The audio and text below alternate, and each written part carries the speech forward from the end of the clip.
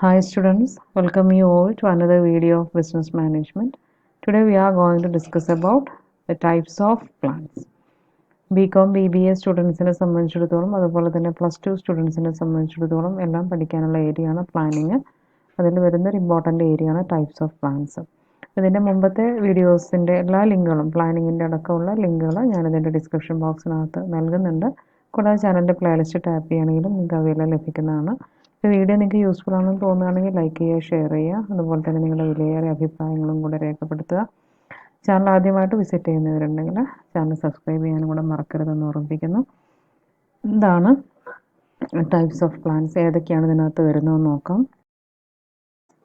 It can be classified according to its kind, use or origin. പിന്നെ 3 രീതിയിൽ നമുക്ക് പ്ലാനുകളെ മെയിനായിട്ട് ക്ലാസിഫൈ ചെയ്യാം. ആദ്യം നമുക്ക് കൈൻഡ് അനുസരിച്ച്, അതിൻ്റെ തരം അനുസരിച്ച് ഏതൊക്കെയാണ് പ്ലാൻസ് ആണ് വരുന്നതെന്ന് നോക്കാം. ഇതിൽ ഫസ്റ്റ് വരുന്നത് policies. It is basically a statement, either expressed or implied, of those principles and rules that are set up by exclusive leadership as guides and constraints for the organization's thought and action. ഓർഗനൈസേഷൻ്റെ ചിന്തകൾ, അതിൻ്റെ പ്രവൃത്തികൾ, അതിനൊക്കെയുള്ളൊരു guides ആയിട്ട്, അത് എത്രത്തോളം ചെയ്യണം, എങ്ങനെ ചെയ്യണം എന്നൊക്കെ പറയുന്ന ഗൈഡ്സ് ആയിട്ട്, കൺസ്ട്രെയിൻസ് ആയിട്ട്, തടസ്സങ്ങൾ, ലിമിറ്റുകളായിട്ട്, കാരണം ഇതിലപ്പുറം ചെയ്യാൻ പാടില്ല, ഇത്രയും കൂടാൻ പാടില്ല എന്ന് പറയുന്ന ആ ഒരു കൺസ്ട്രെയിൻഡ് ആയിട്ട്, അതുപോലെ തന്നെ ഗൈഡ്സ് ആയിട്ടൊക്കെ തന്നെ പ്രവർത്തിക്കുന്ന ഏതാനും പ്രിൻസിപ്പിൾസും റൂൾസും ഒക്കെയാണ് പോളിസീസ് എന്ന് പറയുന്നത്. അത് സെറ്റപ്പ് ചെയ്യുന്നത് ആരാണ്? By exclusive leadership. എക്സ്ക്ലൂസീവ് ലീഡർഷിപ്പിലാണ് അത് സെറ്റപ്പ് ചെയ്യുന്നത്. അത് എക്സ്പ്രസ്ഡ് ഫോമിലാവാം, ഇംപ്ലൈഡ് ഫോമിലാവാം. എക്സ്പ്രസ്ഡ് മീൻസ് റിട്ടൺ ഫോമിലോ ഓറൽ ഫോമിലോ അത് വ്യക്തമാക്കി പറഞ്ഞിട്ടുണ്ടായിരിക്കും, അങ്ങനെയുള്ളതാവാം. അല്ലെങ്കിൽ ഇംപ്ലൈഡ് ആവാം, നമ്മുടെ പ്രവൃത്തിയിലൂടെ പെരുമാറ്റത്തിലൂടെയൊക്കെ തന്നെ മനസ്സിലാക്കിയെടുക്കാൻ പറ്റുന്ന രീതിയിലുള്ളതാവാം. അങ്ങനെയുള്ള ഒരു സ്റ്റേറ്റ്മെൻറ്റ് മാത്രമാണ്, അങ്ങനെയുള്ള കുറേ പ്രിൻസിപ്പിൾസ് ആൻഡ് റൂൾസ് ആണ് പോളിസീസ് എന്ന് പറയുന്നത്. ജോർജ ടെറി ഡിഫൈൻസ്. ജോർജ ടെറി ഇതിനെ ഡിഫൈൻ ചെയ്തിട്ടുണ്ട്. A policy is A verbal, written or implied overall guide. Verbal ഫോമിൽ, റിട്ടൺ, അതാണ് നമ്മളിവിടെ എക്സ്പ്രസ് എന്ന് പറഞ്ഞത്, അങ്ങനെയുള്ളതോ അല്ലെങ്കിൽ ഇംപ്ലൈഡ് ഫോമിലുള്ള ഒരു ഓവറോൾ ഗൈഡാണ്. മൊത്തത്തിൽ ഇൻസ്ട്രക്ഷൻ കൊടുക്കുന്ന പൊതുവായിട്ടുള്ളൊരു ഗൈഡാണ്. Setting up boundaries that supply the general limits and directions. അത് കുറേ ബൗണ്ടറികൾ, കുറേ പരിധികൾ, പരിധി സെറ്റപ്പ് ചെയ്യുന്നു. That supplies the general limit and direction in which managerial action will take place. Managerial actions നമുക്ക് എടുക്കാവുന്ന ആ ഒരു ഡയറക്ഷൻ, എങ്ങനെയൊക്കെ പോവാം, ഏതിലൂടെയൊക്കെ കൊണ്ടുപോകാം എന്നുള്ള ആ ഡയറക്ഷൻസ്, അതുപോലെ തന്നെ ജനറൽ ലിമിറ്റ്, പരിധികൾ എത്രമാത്രം ആവാം എന്നൊക്കെയുള്ള ആ ഒരു പരിധിയൊക്കെ തന്നെ സപ്ലൈ ചെയ്യുന്ന കുറേ ബൗണ്ടറീസ് സെറ്റപ്പ് ചെയ്യുന്ന ഒന്നാണ് പോളിസി എന്ന് പറയുന്നത്. It is A standing plan. ഇതൊരു സ്റ്റാൻഡിങ് പ്ലാൻ ആണ് എന്ന് വെച്ച് കഴിഞ്ഞാൽ ഒരിക്കൽ നമ്മൾ സെറ്റ് ചെയ്ത് കഴിഞ്ഞാൽ അത് കുറേ കാലങ്ങളോളം നമ്മൾ യൂസ് ചെയ്യുന്നുണ്ട്. ഏതെങ്കിലും ഒരു പെർട്ടിക്കുലർ ആയിട്ടുള്ള ഒരു ആക്ടിവിറ്റി ചെയ്യാൻ വേണ്ടി മാത്രം സെറ്റ് ചെയ്യുന്നു, ആക്ഷൻ കഴിയുന്നതോടുകൂടി അത് ക്യാൻസൽ ആവുന്നില്ല. അത് നമ്മൾ വീണ്ടും വീണ്ടും റിപ്പീറ്റഡ്ലി യൂസ് ചെയ്യുന്നു. ഒരു ഓർഗനൈസേഷനിൽ ഇന്ന സമയത്ത് വരരുത്, പോകരുത് എന്നൊക്കെ പറഞ്ഞ് നമ്മൾ സെറ്റ് ചെയ്യുന്നതെല്ലാം ഒരു പോളിസിയാണ്. അത് ഒരു ദിവസം കൊണ്ട് മാറില്ല, അത് പിന്നീട് ഒരു ടൈം എടുത്ത് ഒക്കെ അതിൽ എന്തെങ്കിലും മാറ്റങ്ങൾ വന്നെങ്കിലേ ഉണ്ടാവുള്ളൂ. അപ്പോൾ അങ്ങനെ നിലകൊള്ളുന്നത് കൊണ്ടാണ് നമ്മളതിനെ സ്റ്റാൻഡിങ് പ്ലാൻ എന്ന് പറയുന്നത്. They are general statements which guide thinking and action of organization members. ഓർഗനൈസേഷനിലെ മെമ്പേഴ്സിൻ്റെ ചിന്തകളാണെങ്കിലും പ്രവർത്തികളാണെങ്കിലും ഒക്കെ തന്നെ ഗൈഡ് ചെയ്യുന്ന പൊതുവായിട്ടുള്ള സ്റ്റേറ്റ്മെൻറ്റുകളാണ് പോളിസീസ് എന്ന് പറയുന്നത്. Characteristics of a good policy. നല്ലൊരു പോളിസിയുടെ സ്വഭാവവിശേഷങ്ങൾ എന്തൊക്കെയാണെന്ന് നോക്കാം. A policy should be simple to understand. വളരെ എളുപ്പത്തിൽ മനസ്സിലാക്കാൻ പറ്റുന്ന ഒന്നാവണം. It should be flexible.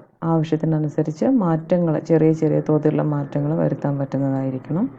It should be correlated with organisation's objective. ഓർഗനൈസേഷൻ്റെ ഒബ്ജക്റ്റീവ്സുമായിട്ട് ബന്ധമുണ്ടായിരിക്കണം.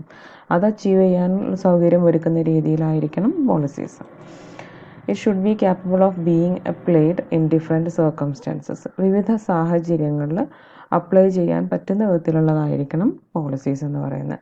ഒരു പെർട്ടിക്കുലർ സർക്കംസ്റ്റൻസസിൽ മാത്രമേ പറ്റുള്ളൂ എന്നുള്ള രീതി അതിന് ഉണ്ടാകാൻ പാടില്ല. Then it should not be contradictory to any other policies of the same organization. ഓർഗനൈസേഷനിൽ തന്നെ പല മേഖലകളിലായിട്ട് പല രീതിയിലുള്ള പോളിസീസ് ഉണ്ടാവും. അപ്പം അതിനോടെല്ലാം തന്നെ വിരുദ്ധമായിട്ട് നിൽക്കുന്ന, എഗെയിൻസ്റ്റായിട്ട് നിൽക്കുന്ന ഒന്നാവാൻ പാടില്ല ഒരു പോളിസി. അപ്പോൾ എല്ലാ പോളിസിയും തമ്മിലൊരു ഐക്യം ഉണ്ടായിരിക്കണം. It should be formulated after studying all relevant aspects of the problems. നമ്മുടെ പ്രശ്നങ്ങളുടെ എല്ലാ തലങ്ങളും കൃത്യമായിട്ട് പഠിച്ചതിന് ശേഷം മാത്രമേ പോളിസീസ് ഫോർമുലേറ്റ് ചെയ്യാൻ പാടുള്ളൂ. It should be realistic and attainable.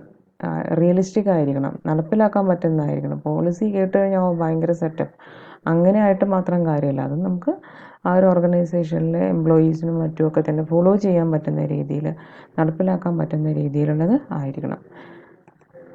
It must be reflect the internal and external business environment. ബിസിനസ്സിൻ്റെ ഇൻറ്റേർണൽ ആയിട്ടുള്ളതും ആന്തരികമായിട്ടുള്ളതും അതുപോലെ തന്നെ ബാഹ്യമായിട്ടുള്ളതും ബിസിനസ്സിന് പുറത്തുള്ള എൻവയോൺമെൻറ്റ് അതിനെല്ലാം തന്നെ റിഫ്ലക്റ്റ് ചെയ്യുന്നതായിരിക്കണം. അതിനെല്ലാം തന്നെ മാച്ച് ചെയ്യുന്ന രീതിയിൽ ആയിരിക്കണം. ഈ should be based on facts. വസ്തുതകളെ ബേസ് ചെയ്തിട്ടായിരിക്കണം. അതുകൊണ്ടാണ് നമ്മളത് റിയലിസ്റ്റിക് ആവണം, അതുപോലെ തന്നെ പ്രോബ്ലംസ് ആസ്പെക്ട്സ് എല്ലാം തന്നെ നോക്കിയിട്ട് ചെയ്യണം എന്നൊക്കെ പറയുന്നത്.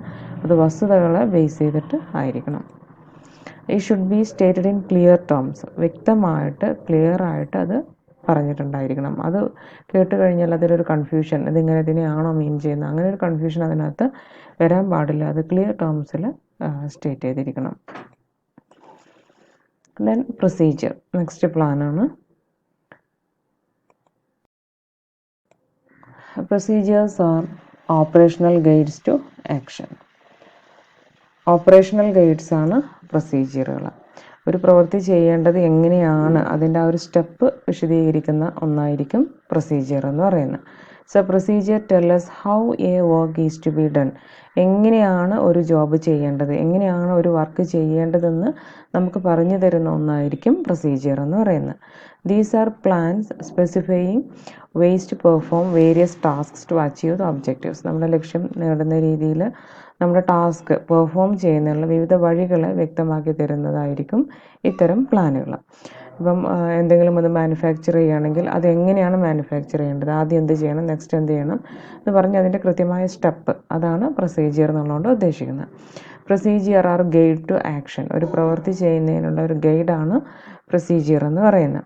And established procedure ensures uniformity of action. ഒരു എസ്റ്റാബ്ലിഷ്ഡ് പ്രൊസീജിയർ, കൃത്യമായിട്ടുള്ള ഒരു സ്റ്റാൻഡർഡൈസ്ഡ് പ്രൊസീജിയർ ഉണ്ടെങ്കിൽ അത് നമ്മുടെ എല്ലാ പ്രവർത്തനങ്ങൾക്കും ഒരു യൂണിഫോമിറ്റി കൊണ്ടുവരും. ഒരു പ്രവൃത്തി ഒരു രൂപത്തിൽ, മറ്റൊരു രൂപത്തിൽ, അങ്ങനെ പലതും പല വഴിക്കാവാതിരിക്കാൻ അത് സഹായിക്കും. കൃത്യമായിട്ടൊരു ഐഡിയ നമ്മുടെ മുമ്പിലുണ്ട്, അത് പറഞ്ഞിരിക്കുന്ന സ്റ്റെപ്പ് അനുസരിച്ച് മാത്രമേ നമ്മൾ പ്രവർത്തിക്കുന്നുള്ളെങ്കിൽ നമ്മുടെ എല്ലാ പ്രവൃത്തികളും അതേ ലെവലിൽ അതേ സ്റ്റാൻഡേർഡിൽ പോകും. അതുകൊണ്ട് അത് കൃത്യമായിട്ട് എല്ലാ പ്രവൃത്തികൾക്കും ഒരു യൂണിഫോമിറ്റി, ഒരു ഐക്യം, ഒരു യൂണിഫോമിറ്റി ഉറപ്പുവരുത്തുന്നുണ്ട്. It indicates a standard way of doing the work. ഒരു വർക്ക് ചെയ്യുന്നതിലൊരു സ്റ്റാൻഡേർഡ് വേ അത് സൂചിപ്പിക്കുന്നുണ്ട്. George Terry defines a procedure is a series of related tasks. Procedure എന്ന് പറയുമ്പം അതൊരു പരസ്പര ബന്ധമുള്ള ടാസ്കുകളുടെ ഒരു ശ്രേണിയാണ്. That make up the chronological sequence and established way of performing the work to be accomplished. നമ്മൾ അക്കംപ്ലിഷ് ചെയ്യേണ്ടതായിട്ടുള്ള വർക്ക് പെർഫോം ചെയ്യുന്നതിനുള്ള ഒരു എസ്റ്റാബ്ലിഷ്ഡ് വേ, ഒരു അംഗീകൃത രീതി വഴിയും അതുപോലെ തന്നെ ഒരു ക്രോണോളജിക്കൽ സീക്വൻസ് ഒക്കെ തന്നെ ഉണ്ടാക്കുന്ന ഒന്നാണ് പ്രൊസീജിയർ എന്ന് പറയുന്നത്. Then rules. Like procedure, rules are the guide to action. Procedure പോലെ തന്നെ റൂൾസ് എന്ന് പറയുന്നതും നമ്മുടെ പ്രവർത്തികൾക്കുള്ള ഒരു ഗൈഡാണ്. But it doesn't lay down any sequence of action as in the case of procedure. പക്ഷേ പ്രൊസീജിയറിലെ പോലെ ആ ഒരു ചെയ്യേണ്ട പ്രവൃത്തിയുടെ ആ ഒരു സീക്വൻസ്, ആ സ്റ്റെപ്സ് ഇവിടെ പറയുന്നില്ല. അവിടെ എന്താണ് ആദ്യം ചെയ്യേണ്ടത്, നെക്സ്റ്റ് എന്ത് ചെയ്യണം, ആ ഒരു സ്റ്റെപ്പ്, കുറേ റിലേറ്റഡ് ടാസ്കുകൾ അവിടെ പറയുന്നുണ്ട്. ഇവിടെ റൂൾസിൻ്റെ കേസിൽ അതില്ല. A rule is a specific action to be taken or not to be taken with respect to a situation. ഒരു സിറ്റുവേഷനുമായി ബന്ധപ്പെടുത്തിക്കൊണ്ട് നമ്മൾ എടുക്കേണ്ടതായിട്ടില്ല അല്ലെങ്കിൽ എടുക്കാൻ പാടില്ലാത്തതായിട്ടുള്ള ഒരു നിർദ്ദിഷ്ട പ്രവൃത്തി ഏതാണെന്ന് പറയുന്നതാണ് എന്ത്, റൂൾ എന്ന് പറയുന്നത്. Rules are definite and rigid. Rules definite ആയിരിക്കും, റിജിഡ് ആയിരിക്കും, കൃത്യമായിരിക്കും. അതിൽ അങ്ങോട്ടും ഇങ്ങോട്ടും ഒരു മാറ്റം ഉണ്ടാവില്ല. There is no deviation from the stated action except in few rare cases. അവിടെ നമ്മൾ ആ പറഞ്ഞിരിക്കുന്ന ആ ഒരു ആക്ഷനിൽ നിന്നും അങ്ങോട്ടും ഇങ്ങോട്ടും ഒരു വ്യതിയാനം ഉണ്ടാകാൻ പാടില്ല. There is no deviation.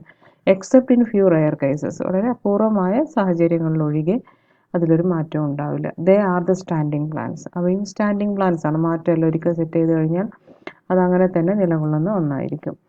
It presence in advance what is to be done or not to be done in specific situation. ഒരു പെർട്ടിക്കുലർ സിറ്റുവേഷനിൽ എന്ത് ചെയ്യണം അല്ലെങ്കിൽ എന്ത് ചെയ്യാൻ പാടില്ല എന്നുള്ളത് നേരത്തെ പറഞ്ഞു തരുന്ന ഒന്നാണ് എന്ത്, റൂൾ എന്ന് പറയുന്നത്. A rule may be A part of procedure. ഒരു പ്രൊസീജിയറിൻ്റെ പാർട്ടാവാം ഒരു റൂൾ എന്ന് പറയുന്നത്. ഇപ്പം ഒരു ഓർഗനൈസേഷനകത്ത് ഇപ്പം നമ്മൾ സ്മോക്കിംഗ് പാടില്ല, അല്ലെങ്കിൽ ഇന്ന സ്ഥലത്ത് ഇരിക്കാൻ പാടില്ല, ഇന്നതേ ചെയ്യാവൂ, ഇന്ന സമയത്ത് വരണം എന്നൊക്കെ പറയുന്നത് എന്താണ്, ഒരു റൂളാണ്. The rule doesn't allow any discretion. അവിടെ ഒരു ഡിസ്ക്രിഷനും ഒരു വ്യത്യാസവും അതവിടെ അലോ ചെയ്യുന്നില്ല. Strategies. The term strategy is derived from military. മിലിറ്ററിയിൽ നിന്നാണ് ഈ സ്ട്രാറ്റജി എന്ന് പറയുന്ന ടേം ഡിറൈവ് ചെയ്തിരിക്കുന്നത്. Where it is taken to mean the process of planning the movement of troops so as to outplay the enemy in the battle field. Battle ഫീൽഡിൽ, യുദ്ധകളത്തിൽ എനിമിയെ പുറത്താക്കാൻ വേണ്ടിയിട്ട്, ശത്രുവിനെ പുറന്തള്ളാൻ വേണ്ടിയിട്ട് ആ ട്രൂപ്പിൻ്റെ മൂവ്മെൻറ്റുകളൊക്കെ പ്ലാൻ ചെയ്യുന്ന ആ ഒരു പ്രോസസ്സിനെയാണ്, ആ ഒരു പ്രോസസ്സിനെ റെപ്രസെൻ്റ് ചെയ്തിട്ടാണ് ഈ പറയുന്ന സ്ട്രാറ്റജി എന്ന് പറയുന്ന ടേം ഉപയോഗിച്ചിട്ടുണ്ടായിരുന്നത്. In business it means plans made in the light of plan of competitors. ബിസിനസ്സിൽ സ്ട്രാറ്റജി എന്ന് പറയുമ്പോൾ എന്താണ്, നമ്മുടെ എനിമി ആരാ ഇവിടെ, കോമ്പറ്റീറ്റേഴ്സാണ്. കോമ്പറ്റീറ്റേഴ്സിൻ്റെ പ്ലാനിൻ്റെ വെളിച്ചത്തിൽ നമ്മൾ പ്ലാൻ മെയ്ഡ് ചെയ്യുക. അവരുടെ ആ ഒരു പ്ലാനിനെയും ഓവർകം ചെയ്യാൻ പറ്റുന്ന രീതിയിൽ, അവരെ കോമ്പീറ്റ് ചെയ്യാൻ പറ്റുന്ന രീതിയിൽ നമ്മൾ പ്ലാൻ റെഡിയാക്കുന്നതാണ് സ്ട്രാറ്റജി എന്നുള്ളതുകൊണ്ട് ഉദ്ദേശിക്കുന്നത്. Programmes. Program is a sequence of activities to be undertaken for implementing the policies and achieving the objectives of an organization. ഓർഗനൈസേഷൻസിൻ്റെ ഒബ്ജക്റ്റീവ്സ് അച്ചീവ് ചെയ്യുന്നതിന്, അതുപോലെ തന്നെ അവരുടെ പോളിസീസ് ഇംപ്ലിമെൻ്റ് ചെയ്യുന്നതിന്, നടപ്പിലാക്കുന്നതിനൊക്കെ വേണ്ടിയിട്ടുള്ള ആക്ടിവിറ്റീസിൻ്റെ ഒരു സീക്വൻസ്, ഒരു ക്രമമാണ് പ്രോഗ്രാം എന്ന് പറയുന്നത്. It is a single use plan. ഒരൊറ്റ തവണ മാത്രം ഉപയോഗിക്കാൻ പറ്റുന്ന രീതിയിലുള്ള പ്ലാനുകളാണ് ഇവ. അതുകൊണ്ടാണ് നമ്മൾ സിംഗിൾ യൂസ് പ്ലാൻ എന്ന് പറയുന്നത്. Ordinarily it lies down for new and non repetitive activities. സാധാരണഗതിയിൽ ഇത് തയ്യാറാക്കുന്നത് പുതിയതും അതുപോലെ തന്നെ നോൺ റിപ്പറ്റേറ്റീവ് ആയിട്ടുള്ള ആക്ടിവിറ്റീസിനൊക്കെ വേണ്ടിയിട്ടാണ്. അതായത് ഒരിക്കൽ നമ്മളൊരു കാര്യത്തിന് വേണ്ടി പ്രോഗ്രാം സെറ്റ് ചെയ്തു, ആ ഒരു പ്രവൃത്തി കംപ്ലീറ്റ് ചെയ്യുന്നതോടുകൂടി ആ പ്രോഗ്രാം അവസാനിച്ചു. പിന്നെ നെക്സ്റ്റ് ഒരു ആക്ടിവിറ്റി വരുന്ന സമയത്ത് അതിൻ്റെ ഒരു സ്റ്റൈലൊക്കെ നോക്കിയിട്ട് പുതിയൊരു പ്രോഗ്രാം സെറ്റ് ചെയ്യാണ് ചെയ്യുക. അതുകൊണ്ടാണ് നമ്മൾ സിംഗിൾ യൂസ് പ്ലാനുകളാണെന്ന് പറയുന്നത്. It tells what is to be done to achieve the goal. ലക്ഷ്യം നേടണമെങ്കിൽ നമ്മൾ എന്താണ് ചെയ്യേണ്ടത്, എങ്ങനെയാണ് ചെയ്യേണ്ടത് എന്ന് പറയുന്നതാണ് programmes. Programmes are framed in the light of resources available, making best use of them. നമുക്ക് ലഭ്യമായ റിസോഴ്സസിൻ്റെ വെളിച്ചത്തിൽ അവയെ ഏറ്റവും നല്ല രീതിയിൽ ഉപയോഗപ്പെടുത്താം എന്നുള്ള ഉദ്ദേശത്തോട് കൂടിയിട്ടാണ്, ഉപയോഗപ്പെടുത്തുന്ന രീതിയിലാണ് നമ്മൾ പ്രോഗ്രാംസ് ഫ്രെയിം ചെയ്യുന്നത്. According to Allen, program is sequence of action. Allen എന്നവരുടെ അഭിപ്രായ പ്രകാരം പ്രോഗ്രാം എന്നത് is a sequence of action എന്നുള്ളതാണ്. It consist of various elements required to implement policies and accomplish objectives. ലക്ഷ്യങ്ങൾ നേടുന്നതിന് അതുപോലെ തന്നെ പോളിസീസ് ഇംപ്ലിമെൻറ്റ് ചെയ്യുന്നതിനൊക്കെ ആവശ്യമായിട്ടുള്ള എല്ലാ എലമെൻറ്റുകളാണ് ഇതിനകത്ത് വരുന്നത്. It has the following features. താഴെ പറയുന്ന ഫീച്ചേഴ്സ് ഒക്കെയാണ് ഇതിനുള്ളത്. It is a single use plan. നമ്മൾ പറഞ്ഞു ഒറ്റ തവണ മാത്രമേ അത് ഉപയോഗിക്കാൻ പറ്റുള്ളൂ. It is prepared to achieve the objectives of the organization. ഓർഗനൈസേഷൻ്റെ ലക്ഷ്യങ്ങൾ നേടാൻ വേണ്ടി തയ്യാറാക്കുന്നതാണ്. It presents a fixed time table for each steps to be undertaken. നമ്മൾ ചെയ്യേണ്ടതായിട്ടുള്ള ഓരോ സ്റ്റെപ്പിനും ഉള്ള ഫിക്സഡ് ടൈം ടേബിളാണ് ഇത് പ്രസൻറ്റ് ചെയ്യുന്നത്. ഇത് ഏതൊക്കെ സമയത്ത് നടത്തണം, എത്ര തൊട്ട് എത്ര സമയം വരെയൊക്കെ നടത്തണം എന്നൊക്കെയുള്ള രീതിയിലാണ് ഒരു പ്രോഗ്രാം തയ്യാറാക്കുന്നുണ്ടാവുക. അപ്പോൾ അതുകൊണ്ട് കൃത്യമായിട്ട് ഓരോന്നിനുള്ള ടൈം ടേബിളാണ് ഇത് പ്രൊവൈഡ് ചെയ്യുന്നത്. It should ensure coordinated planning effort. ഒരു കോർഡിനേറ്റഡ് പ്ലാനിങ് എഫേർട്ടും കൂടെ ഇത് ഉറപ്പുവരുത്തുന്നുണ്ട്. ദെൻ ബഡ്ജറ്റ് എന്താണെന്ന് നോക്കാം. A budget is a statement of expected results expressed in quantitative terms for a definite period of time. ഒരു നിർദ്ദിഷ്ട കാലയളവിലേക്ക് ഉള്ള നമ്മളുടെ റിസൾട്ടുകൾ, നമ്മൾ പ്രതീക്ഷിക്കുന്ന റിസൾട്ടുകൾ എന്താണോ അതിന് ക്വാണ്ടിറ്റേറ്റീവ് ടേംസിൽ നമ്മൾ എക്സ്പ്രസ് ചെയ്യുന്ന ആ ഒരു സ്റ്റേറ്റ്മെൻറ്റാണ് ബജറ്റ് എന്ന് പറയുന്നത്. Prepared keeping in view of the objectives, policies and resources of the enterprise. ഓർഗനൈസേഷൻ്റെ റിസോഴ്സസ്, അതുപോലെ തന്നെ അവരുടെ പോളിസീസ്, അവർക്ക് അച്ചീവ് ചെയ്യേണ്ടതായിട്ടുള്ള ഒബ്ജക്റ്റീവ്സ്, ഇതിനൊക്കെ തന്നെ ബേസ് ചെയ്തിട്ട് അതിനൊക്കെ മുന്നിൽ കണ്ടുകൊണ്ടാണ് ഒരു ബജറ്റ് പ്രിപ്പയർ ചെയ്യുന്നത്. Terry defines A budget as estimate future needs. Future needs estimate ചെയ്യലാണ്. സ്ഥാപനത്തിൻ്റെ ഭാവിയിൽ വരുന്ന ഒരു വർഷത്തിനുള്ളിൽ, അങ്ങനെ ഒരു സർട്ടൺ പീരീഡിനുള്ളിൽ അവർ അച്ചീവ് ചെയ്യേണ്ടതായിട്ടുള്ള, അവർ നേടേണ്ടതായിട്ടുള്ള ആവശ്യങ്ങൾ എന്തൊക്കെയാണോ അതിനെ എസ്റ്റിമേറ്റ് ചെയ്യലാണ് ശരിക്കും ബജറ്റ് എന്ന് പറയുന്നത്. Covering some or all of the activities of an enterprise for a definite period of time. ഒരു ഡെഫിനിറ്റ് പീരീഡ് ഓഫ് ടൈമിലേക്ക് ആ എൻ്റർപ്രൈസസിൻ്റെ മുഴുവൻ ആക്ടിവിറ്റീസിനെയും കവർ ചെയ്തുകൊണ്ടാവാം, അല്ലെങ്കിൽ ഏതാനും ആക്ടിവിറ്റീസിനെ കവർ ചെയ്തുകൊണ്ട് ഫ്യൂച്ചറിൽ അവർ നേടേണ്ടതായിട്ടുള്ള ആ ഒരു നീഡ്സിൻ്റെ എസ്റ്റിമേറ്റ് ആണ് ബജറ്റ് എന്ന് ടെറി ഡിഫൈൻ ചെയ്തിരിക്കുന്നു. Budget serve as a useful control device by laying down the predetermined standard with which the actual performance can be evaluated. Budget ഒരു യൂസ്ഫുൾ കൺട്രോൾ ഡിവൈസ് ആണ്. നമുക്ക് ബിസിനസ്സിൻ്റെ പ്രവർത്തനങ്ങളെ കൺട്രോൾ ചെയ്ത് കൊണ്ടുപോകാൻ പറ്റിയ നല്ലൊരു ഉപകരണമാണ്, ഡിവൈസാണ് budget. By laying down predetermined standard. അതെങ്ങനെയാണ് അത് അങ്ങനെ വർത്തിക്കുന്നതെന്ന് വെച്ച് കഴിഞ്ഞാൽ അതൊരു പ്രീ ഡിറ്റർമിൻഡ് സ്റ്റാൻഡേർഡായിട്ട് പ്രവർത്തിക്കുകയാണ് ചെയ്യുന്നത്. കാരണം ആദ്യമേ നമ്മൾ എന്തൊക്കെയാണ് നേടണമെന്ന് അവിടെ സെറ്റ് ചെയ്ത് വെക്കുകയാണ്. അത് വെച്ചിട്ട് നമുക്ക് എന്ത് ചെയ്യാൻ പറ്റും, ആക്ച്വൽ പെർഫോമൻസിനെ കമ്പയർ ചെയ്യാൻ പറ്റും. അപ്പം യഥാർത്ഥത്തിൽ നമ്മൾ നേടിയതും നമ്മൾ നേരത്തെ സെറ്റ് ചെയ്തിട്ടുള്ള ഈ ബജറ്റും തമ്മിൽ കമ്പയർ ചെയ്യും. അപ്പം അതിൽ വ്യത്യാസമുണ്ടെങ്കിൽ ആ വ്യത്യാസം എന്തുകൊണ്ട് വന്നു എന്നുള്ളത് നമുക്ക് പിന്നീട് സ്റ്റഡി ചെയ്യാൻ സാധിക്കും. അത് ആ ഒരു പ്രശ്നം ഓവർകം ചെയ്യുന്ന രീതിയിൽ നെക്സ്റ്റ് മറ്റൊരു പ്ലാൻ തയ്യാറാക്കാൻ നമുക്ക് സാധിക്കുകയൊക്കെ ചെയ്യും. അതുകൊണ്ട് തന്നെ ഇത് നല്ലൊരു control ഡിവൈസാണ്. It also helpful in coordinating the activities of different departments. വിവിധ ഡിപ്പാർട്ട്മെൻറ്റുകളുടെ പ്രവർത്തനങ്ങളെ ഏകോപിപ്പിക്കുന്നതിനും ഇത് വളരെയധികം യൂസ്ഫുൾ ആണ്. ഓൺ ദി ബേസ് ഓഫ് യൂസിൻ്റെ അടിസ്ഥാനത്തിൽ എങ്ങനെ നമുക്ക് പ്ലാനുകളെ ക്ലാസിഫൈ ചെയ്യാൻ നോക്കാം. ഒന്ന് standing plan. Standing plans are the plans which are followed in each time a particular situation is encountered. ഒരു പെർട്ടിക്കുലർ സിറ്റുവേഷൻ, ഒരു പ്രത്യേക സാഹചര്യം നമ്മൾ ഫേസ് ചെയ്യുന്ന ഓരോ സമയത്തും നമുക്ക് ഫോളോ ചെയ്യാവുന്ന പ്ലാനുകളാണ് സ്റ്റാൻഡിംഗ് പ്ലാനുകൾ.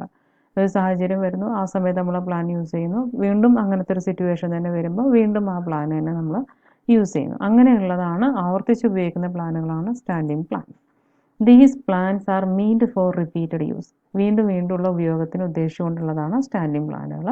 It is mainly used to meet recurring situations. ആവർത്തിച്ച് വരുന്ന സിറ്റുവേഷനുകൾ മീറ്റ് ചെയ്യാൻ വേണ്ടിയിട്ടാണ് ഇത് പ്രധാനമായിട്ട് ഉപയോഗിക്കുന്നത്. ഇപ്പം എപ്പോൾ ബിസിനസ്സിൽ എല്ലാ സാഹചര്യങ്ങളും എപ്പോഴും പുതിയതാവണമെന്നില്ല. ചില കാര്യങ്ങളൊക്കെ ആവർത്തിച്ച് വരുന്ന കുറേ കാര്യങ്ങളുണ്ടാകും. അപ്പം അങ്ങനെയുള്ള കാര്യങ്ങൾക്ക് ഉപയോഗിക്കാൻ വേണ്ടിയിട്ടുള്ളതാണ് സ്റ്റാൻഡിംഗ് പ്ലാൻ.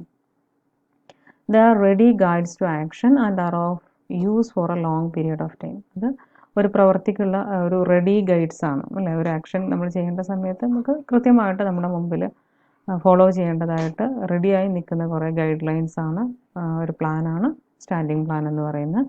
അത് കുറേ കാലത്തേക്ക് നമ്മൾ യൂസ് ചെയ്യുകയും ചെയ്യും. ലോങ് പീരിയഡ് ഓഫ് ടൈമിലേക്ക് നമ്മൾ അത് തന്നെയായിരിക്കും ഉപയോഗിക്കുക. പിന്നെ കുറേ ഒരു പീരിയഡിന് ശേഷം നമ്മൾ ചെറിയ മാറ്റങ്ങളൊക്കെ അതിൽ വരുത്തി പുതിയതൊന്നും ഉണ്ടാക്കിയെന്ന് വരാം. Single use plan. These are the plans which are not followed once the goal is achieved. ഒരിക്കൽ നമ്മൾ ഗോൾ അച്ചീവ് ചെയ്യപ്പെട്ട് കഴിഞ്ഞാൽ പിന്നെ നമ്മൾ ഫോളോ ചെയ്യാത്തതായിട്ടുള്ള പ്ലാനുകളാണ് സിംഗിൾ യൂസ് പ്ലാൻ. ആ ഒരൊറ്റ പർപ്പസിന് വേണ്ടി മാത്രമേ അത് ഉപയോഗിക്കുന്നുള്ളൂ. അതോടുകൂടി പിന്നെ അതെന്തായി ലാപ്സായി പോയി. This plan has a single use. ഒറ്റ ഉപയോഗം മാത്രമേ ഇതിന് ഉണ്ടാവുകയുള്ളൂ. It is used to solve a particular problem. ഒരു സ്പെസിഫിക് പ്രോബ്ലം സോൾവ് ചെയ്യാൻ വേണ്ടി മാത്രം ഉപയോഗിക്കുന്നതായിരിക്കും ഇത്. Then on the base of their origin. നമ്മൾ 3 രീതിയിലാണ് ക്ലാസിഫിക്കേഷൻ പറഞ്ഞിരുന്നത്. മൂന്നാമത്തെയാണ് ഒറിജിൻ്റെ അടിസ്ഥാനത്തിൽ നമുക്ക് എങ്ങനെയൊക്കെ ക്ലാസിഫൈ ചെയ്യാൻ നോക്കാം. Plans may be imposed origin and appealed origin. 2 രീതിയിലുണ്ടാവാം. ഇമ്പോസ്ഡ് ഒറിജിൻ ഉണ്ടാവാം, അപ്പീൽഡ് ഒറിജിൻ ഉണ്ടാവാം. Imposed plans are formulated at the top level and it is imposed to lower level. Imposed പ്ലാനുകൾ ഫോർമുലേറ്റ് ചെയ്യുന്ന എവിടെയാണ്? ടോപ്പ് ലെവലിലാണ്. എന്നിട്ട് താഴെ ലെവലിലേക്ക്, ലോവർ ലെവലിലേക്ക് അത് ഇമ്പോസ് ചെയ്യാണ് ചെയ്യുന്നത്. ഇമ്പോസ് ചെയ്യുക മീൻസ് ചുമത്തുക എന്നുള്ളതാണ്, അല്ലേ? ഒരു അടിച്ചേൽപ്പിക്കുന്ന പോലെയാണ്. ടോപ്പ് ലെവലിൽ നിന്ന് ലോവർ ലെവലിലേക്ക് കൊടുക്കുന്ന പ്ലാനുകൾ അങ്ങനെയായിരിക്കും. അത് ചെയ്തോളണം എന്നുള്ള രീതിയിലുള്ള ഒരു ഇൻസ്ട്രക്ഷനാവും അതിനകത്ത് വരുന്നുണ്ടാവാം. Then appealed plan originate from the lower level. Lower ലെവലിൽ നിന്നും ഒറിജിനേറ്റ് ചെയ്യുന്ന പ്ലാനുകളാണ് അപ്പീൽഡ് പ്ലാനുകൾ. അത് ഹയർ ലെവലിലേക്കാണ് പോവേണ്ടത് അല്ലേ, അതൊരു അഭ്യർത്ഥനയുടെ രൂപമായിരിക്കും ഉണ്ടാവുക. അപ്പം അതുകൊണ്ടാണ് നമ്മൾ അതിന് അപ്പീൽഡ് പ്ലാൻ എന്ന് പറയുന്നത്. It seeks guidance from the superiors to meet some exceptional situations. അത് എന്തെങ്കിലും ഒരു അസാധാരണമായുള്ള സാഹചര്യങ്ങളൊക്കെ മീറ്റ് ചെയ്യേണ്ടി വരുന്ന സമയത്ത് സുപ്പീരിയേഴ്സിൽ നിന്നും ഗൈഡൻസ് ആവശ്യപ്പെട്ടുകൊണ്ട് അതിനൊരു സൊല്യൂഷൻ ചോദിച്ചുകൊണ്ടൊക്കെ ലോവർ ലെവലിൽ നിന്ന് പാസ് ചെയ്യുന്നതായിരിക്കും അപ്പീൽഡ് പ്ലാനുകൾ. Along with this type of plans there may be short term and long term plans. ഇതോടൊപ്പം തന്നെ ഷോർട്ട് ടേം പ്ലാനുകളും ലോങ് ടേം പ്ലാനുകളും ഉണ്ട്. It depends upon the time duration which is provided to achieve the objectives of the organisation. ഈ classification ടൈമിൻ്റെ അടിസ്ഥാനത്തിലാണ് ശരിക്കും. അത് ഓർഗനൈസേഷൻ്റെ ഒബ്ജക്റ്റീവ്സ് അച്ചീവ് ചെയ്യുന്നതിന് വേണ്ടി എടുക്കുന്ന ആ ഒരു സമയം അതിനെ ബേസ് ചെയ്തിട്ടാണിത് ഇരിക്കുന്നത്.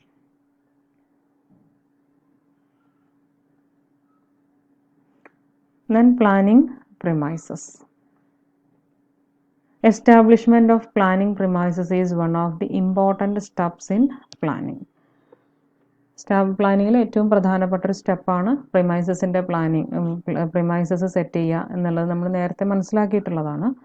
Planning premises are certain assumptions about the future on the basis of which the plan will be ultimately formulated. Planning premises എന്ന് പറഞ്ഞു കഴിഞ്ഞാൽ ഫ്യൂച്ചറിനെ സംബന്ധിച്ചുള്ള ഏതാനും അസംഷൻസ് ആണ്, ഊഹങ്ങളാണ്, ധാരണകളാണ്. On the base of which, ആ ഒരു അസംഷനെ ബേസ് ചെയ്തിട്ടാണ് the plan will be ultimately formulated. ആ ഒരു അസംഷനെ ബേസ് ചെയ്തിട്ടാണ് നമ്മൾ പ്ലാൻ പിന്നീട് ഫോർമുലേറ്റ് ചെയ്യുന്നത്. ഫ്യൂച്ചർ എങ്ങനെയായിരിക്കാം, എന്തൊക്കെ ഭാവിയിൽ സംഭവിച്ചേക്കാം, അന്ന് നമ്മുടെ രാജ്യത്തിൻ്റെ വളർച്ചാ നിരക്ക് എങ്ങനെയാവാം, പുതിയ വല്ല പ്രോബ്ലംസും ലോകം അല്ലെങ്കിൽ രാജ്യം ഫേസ് ചെയ്യേണ്ടി വരുന്നുണ്ടാവോ തുടങ്ങിയ കാര്യങ്ങളൊക്കെ മുൻകൂറായിട്ട് നമ്മളൊന്ന് ചിന്തിച്ച് ഒരു അസംഷൻ ഉണ്ടാക്കി അതിനെ ബേസ് ചെയ്തിട്ടാണ് പ്ലാനുകൾ ഉണ്ടാക്കുക. അപ്പം അങ്ങനെയുള്ള അസംഷനുകളെയാണ് നമ്മൾ പ്ലാനിങ് പ്രിമൈസസ് എന്ന് പറയുക. It supplies facts and information relating to the future such as population trends. It supplies facts and information relating to the future. ഈ ഒരു പ്ലാനിങ് പ്രൊമൈസസ് ഫ്യൂച്ചറുമായി ബന്ധപ്പെട്ടുകൊണ്ടുള്ള വസ്തുതകളും ഇൻഫർമേഷനും ഒക്കെയാണ് നമുക്ക് സപ്ലൈ ചെയ്യുന്നത്. ഏതൊക്കെ അതിനകത്ത് വരും നോക്കാം. സച്ച് ആസ് പോപ്പുലേഷൻ ട്രെൻഡ്സ്, പോപ്പുലേഷൻ്റെ ട്രെൻഡ്, അതായത് പോപ്പുലേഷൻ കൂടാനാണോ കുറയാനാണോ സാധ്യത. ദ ജനറൽ എക്കണോമിക് കണ്ടീഷൻസ്, നമ്മുടെ സാമ്പത്തിക സാഹചര്യങ്ങൾ പൊതുവായി എങ്ങനെ വരും. പ്രൊഡക്ഷൻ കോസ്റ്റ് കൂടുമോ കുറയോ.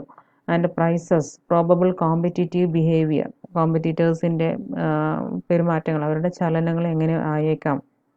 Capital, availability of material, government control തുടങ്ങിയ കാര്യങ്ങളിലെല്ലാം ഫ്യൂച്ചറിൽ എന്താവാം സംഭവിക്കാൻ പോകുന്നത് എന്ന് മുൻകൂറായിട്ട് അസ്യൂം ചെയ്യുന്നതാണ് പ്ലാനിങ് പ്രിമൈസസ് എന്ന് പറയുന്നത്. Planning premises can be classified as internal and external premises. Planning പ്രിമൈസസിനെ നമുക്ക് ഇൻറ്റേർണൽ പ്ലാനിങ് പ്രിമൈസസ് എന്നും എക്സ്റ്റേണൽ പ്ലാനിങ് പ്രിമൈസസ് എന്നും പറഞ്ഞിട്ട് രണ്ടായിട്ട് ക്ലാസിഫൈ ചെയ്യാം. അതുപോലെ ടാഞ്ചിബിൾ പ്ലാനിങ് പ്രിമൈസസ് എന്നും ഇൻടാഞ്ചിബിൾ പ്ലാനിങ് പ്രിമൈസസ് എന്നും പറഞ്ഞിട്ടും ക്ലാസിഫൈ ചെയ്യാം. അതുപോലെ തന്നെ controllable and non controllable planning premises എന്ന് വെച്ചിട്ടും ക്ലാസിഫൈ ചെയ്യാവുന്നതാണ്. അപ്പോൾ ഇൻറ്റേർണൽ ആൻഡ് എക്സ്റ്റേണൽ പ്രിമൈസസ് എന്തൊക്കെയാണെന്ന് നോക്കാം. Premises may exist within and outside the organization. Premises organization അകത്തെ കാര്യങ്ങളുമായി ബന്ധപ്പെടുത്തിയുണ്ടാവാം, പുറത്തെ കാര്യങ്ങളെ ബന്ധപ്പെടുത്തിയും ഉണ്ടാവാം. അപ്പോൾ ഇമ്പോർട്ടൻറ്റ് ഇൻറ്റേർണൽ പ്രിമൈസസ് ഇൻക്ലൂഡ്, അപ്പം ഇൻറ്റേർണൽ ആയിട്ടുള്ള കാര്യങ്ങളുമായി ബന്ധപ്പെട്ട ബിസിനസ്സിലെ ആന്തരികമായ കാര്യങ്ങളുമായി ബന്ധപ്പെട്ട പ്രിമൈസസ് ആണ് internal premises. Important internal premises includes, അതിലേതൊക്കെ പ്രധാനമായിട്ട് വരിക. Forecast, policies, programs of the organizations, capital investment in plant and equipment, competence of management, skill of the labor force, other resources and abilities of the organization in the form of machines, money and methods and beliefs, behavior and values of the owner and employees of the organization. ചുരുക്കത്തിൽ ഓർഗനൈസേഷനകത്ത് വരുന്ന കുറേ methods, beliefs, behaviour, values, അവിടുത്തെ എക്യുപ്മെൻറ്റിൽ എത്ര invest ചെയ്യണം, അങ്ങനെ ഓർഗനൈസേഷനകത്ത് തീരുമാനിക്കാവുന്ന കാര്യങ്ങൾ എന്തൊക്കെയാണോ അതുമായി ബന്ധപ്പെട്ടതാണ് ഇൻറ്റേർണൽ പ്രമൈസസ്. ഇതൊക്കെ ക്യാപിറ്റൽ ലെറ്റർ ഇടയ്ക്ക് വന്നിട്ടുണ്ട്, സ്മോൾ ലെറ്റർ ആക്കും. External premises may be classified into 3 groups such as business environment, factors that influence the demand of the products of the organization, and factors which affect the resources available in the organization. External പ്രിമൈസസിനെ നമുക്ക് 3ആയിട്ട് classify ചെയ്യാവുന്നതാണ്, 3 ഗ്രൂപ്പായിട്ട് classify ചെയ്യാവുന്നതാണ്. ഏതുപോലെ business environment, അതുപോലെ തന്നെ factors that influence the demand for the products of the organization, ഓർഗനൈസേഷൻ്റെ പ്രോഡക്റ്റുകളെ ഡിമാൻഡുകളെ സ്വാധീനിക്കുന്ന ഘടകങ്ങൾ. അതുപോലെ തന്നെ factors which affect the resources available to the organization, ഓർഗനൈസേഷന് അവൈലബിൾ ആയിട്ടുള്ള റിസോഴ്സസുകളെ അഫക്റ്റ് ചെയ്യുന്ന ഘടകങ്ങൾ. അങ്ങനെ മൂന്നായിട്ട് നമുക്ക് എക്സ്റ്റേണൽ പ്രിമൈസുകളെ ക്ലാസിഫൈ ചെയ്യാവുന്നതാണ്. So external premises are those premises which are external to the enterprise and are about the external climate or about factors outside the enterprise. അതുകൊണ്ട് തന്നെ എക്സ്റ്റേണൽ പ്രിമൈസസ് എന്ന് പറയുന്നത് എന്താണ്? എൻ്റർപ്രൈസിന് പുറത്തുള്ളവയാണ്. Which are external to the enterprise, എൻ്റർപ്രൈസിന് പുറത്തുള്ളതാണ്. And are about the external climate, external ബാഹ്യമായിട്ടുള്ള ആ ഒരു ചുറ്റുപാടുകളുമായി ബന്ധപ്പെട്ട് അല്ലെങ്കിൽ എൻ്റർപ്രൈസസിന് പുറമേയുള്ള ഫാക്ടേഴ്സുമായി ബന്ധപ്പെട്ടാണ് external premises. Tangible and intangible premises. Tangible assumptions are those assumptions which can be quantified.